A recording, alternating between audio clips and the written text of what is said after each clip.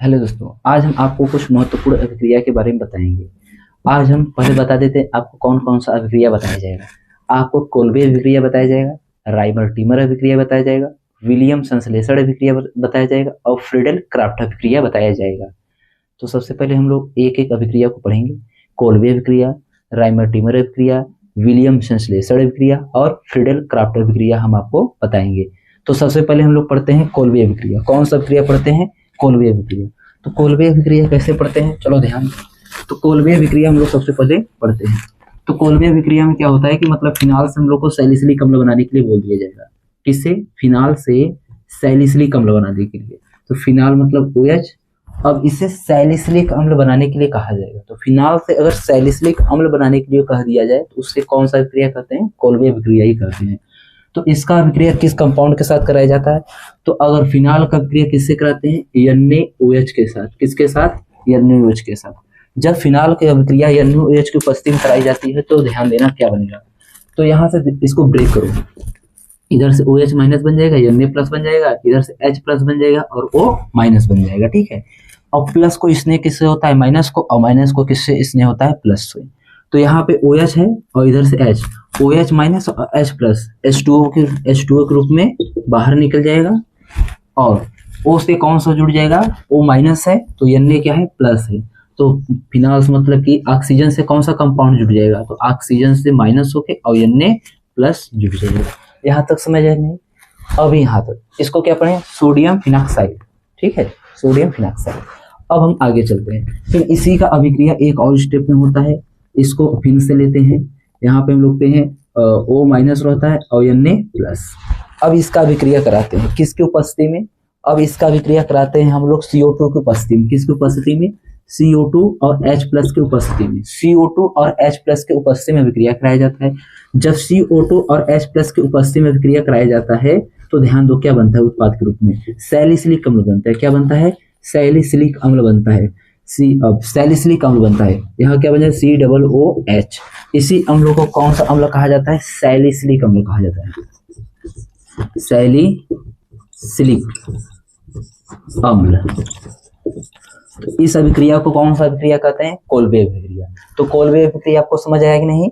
ठीक है। इस कोल्बे अभिक्रिया में फिनाल का अभिक्रिया सोडियम हाइड्रोक्साइड के साथ कराएंगे। सोडियम हाइड्रोक्साइड फिनाल से अभिक्रिया करके जल बाहर निकाल देगा, सोडियम फिनॉक्साइड बन जाएगा। फिर इसका अभिक्रिया किससे कराते हैं? कार्बन डाइऑक्साइड तथा H प्लस की उपस्थिति में अभिक्रिया कराया जाता है। तो ये जब अभिक्रिया कराया जाएगा तो यहाँ से OH और इधर COOH जुड़ जाएगा। तो इसी अभिक्रिया को कहते हैं कोल्बे अभिक्रिया कहते हैं, या जो उत्पाद बना इसे सैलिसिलिक अम्ल कहा जाता है। तो ठीक है, या 2 हाइड्रोक्सी बेंजोइक अम्ल भी कहा जाता है। इसको 2 हाइड्रोक्सी बेंजोइक अम्ल भी कहा जाता है। अब आपसे पूछ लिया गया पेपर में कि फिनाल से 2 हाइड्रोक्सी बेंजोइक अम्ल बना के दिखाओ। भाई अभिक्रिया तो सेम है, बस पूछने का तरीका बदल गया कि फिनाल से 2 हाइड्रोक्सी बेंजोइक अम्ल बना के दिखाओ या फिनाल से सैलिसिलिक अम्ल बना के दिखाओ। दोनों का ही अर्थ है कोल्बे अभिक्रिया। ठीक। राइमर टीमर अभिक्रिया में क्या होता है कि राइमर टीमर अभिक्रिया इसमें क्या होता है? फिनाल का अभिक्रिया कराया जाता है। किसका? फिनाल का अभिक्रिया। किसकी उपस्थिति में फिनाल का अभिक्रिया कराया जाता है? क्लोरोफार्म CHCl3 तथा CHCl3 तथा सोडियम हाइड्रोक्साइड मतलब NaOH की उपस्थिति में अभिक्रिया कराया जाता है। ठीक है, CHCl3 तथा NaOH की उपस्थिति में अभिक्रिया कराया जाता है। तो क्या होता है? जो फिनाल में जो बेंजीन है, बेंजीन में जो फिनाल है, ठीक है, ये बेंजीन का संरचना है। तो इसमें जो फिनाल है इसमें क्या होता है? आर्थो समूह पे CHO समूह जुड़ जाता है। तो आर्थो समूह को कौन सा समूह जुड़ जाता है? CHO समूह। विलियम संश्लेषण अभिक्रिया। विलियम संश्लेषण अभिक्रिया में क्या होता है कि एल्किल हैलाइड का अभिक्रिया सोडियम एल्कोक्साइड की उपस्थिति में कराते हैं। तो सोडियम एल्कोक्साइड, इसे क्या पढ़ेंगे? सोडियम एल्कोक्साइड की उपस्थिति में कराते हैं। किसकी उपस्थिति में? सोडियम एल्कोक्साइड की उपस्थिति में कराते हैं। तो किसका निर्माण होता है? ईथर का निर्माण होता है तथा एल्किल हैलाइड का भी तथा सोडियम हैलाइड का भी निर्माण होगा। तो अब ध्यान दो, यहाँ से ब्रेक होगा ऑक्सीजन माइनस सोडियम प्लस और इधर पे ब्रेक होगा, इस हेलोजन माइनस हो जाएगा और एल्किल पे प्लस आएगा। तो माइनस को इसने किससे? प्लस के साथ। तो X माइनस और Na प्लस क्या बन जाएगा? NaX बाहर निकल जाएगा और ऑक्सीजन माइनस और एल्किल पर प्लस, तो क्या बन जाएगा? ROR। अब ध्यान दो, मतलब कि जो विलियम संश्लेषण विक्रिया है, इससे हम लोग ईथर बनाते हैं। ईथर दो प्रकार बन सकता है, एक सम्मित ईथर बन सकता है और दूसरा असम्मित ईथर बन सकता है। अब ध्यान दो, इसी अभिक्रिया को हम और लिखते हैं। आप करो एक अभिक्रिया CH3Cl प्लस CH3ONa, इसका अभिक्रिया करो। जब इसका अभिक्रिया करेंगे तो उत्पाद में क्या बनेगा, CH3O CH3 प्लस NaCl। ठीक, याद है ना। तो ये कौन सा ईथर है, सम्मित ईथर है। कैसा ईथर है, सम्मित। अगर असम्मित ईथर बनाना होता तो यहाँ पे C2H5Cl प्लस CH3ONa से विक्रिया कराएंगे, उत्पाद में क्या बनेगा, C2H5O फिर CH3 प्लस NaCl। यह कौन सा विक्रिया है, मतलब यह असम्मित ईथर, इधर सम्मित ईथर। ऑक्सीजन की इधर दो कार्बन, इधर एक कार्बन, इसलिए असम्मित।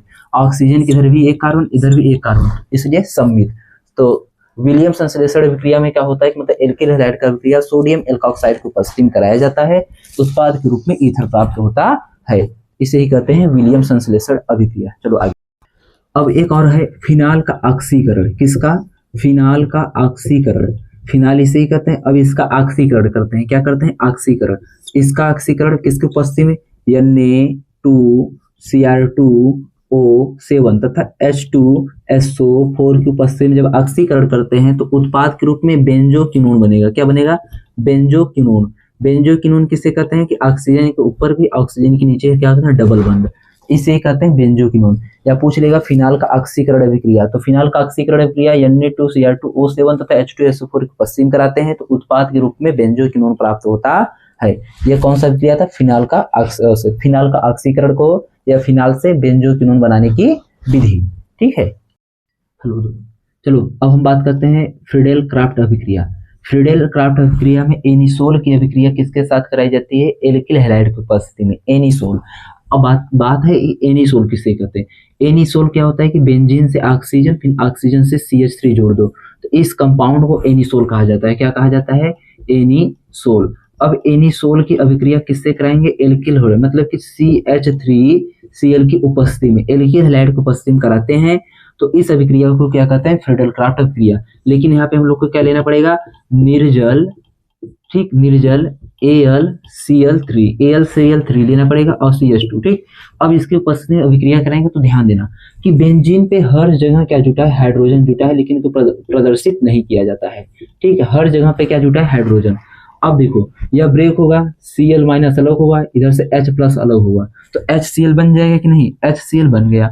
अब दूसरी बार CH3 और इधर से कार्बन आपस में बंध के द्वारा जुड़ जाएंगे कुछ इस प्रकार से। अब ध्यान दो, अब यहाँ पे ऑक्सीजन और फिर CH3 हो गया। ठीक, अब CH3 कहाँ जुड़ जाएगा, आर्थो स्थिति पे, तो यहाँ पे क्या जुड़ जाएगा, आर्थो स्थिति पे। इसी अभिक्रिया को कौन सा कहते हैं, फ्रीडेल क्राफ्ट अभिक्रिया कहते हैं। तो फ्रीडेल क्राफ्ट अभिक्रिया में एनिसोल की अभिक्रिया कराया जाता है एल्किल क्लोराइड की उपस्थिति में, CH3Cl और निर्जल AlCl3 तथा CH2 की उपस्थिति में।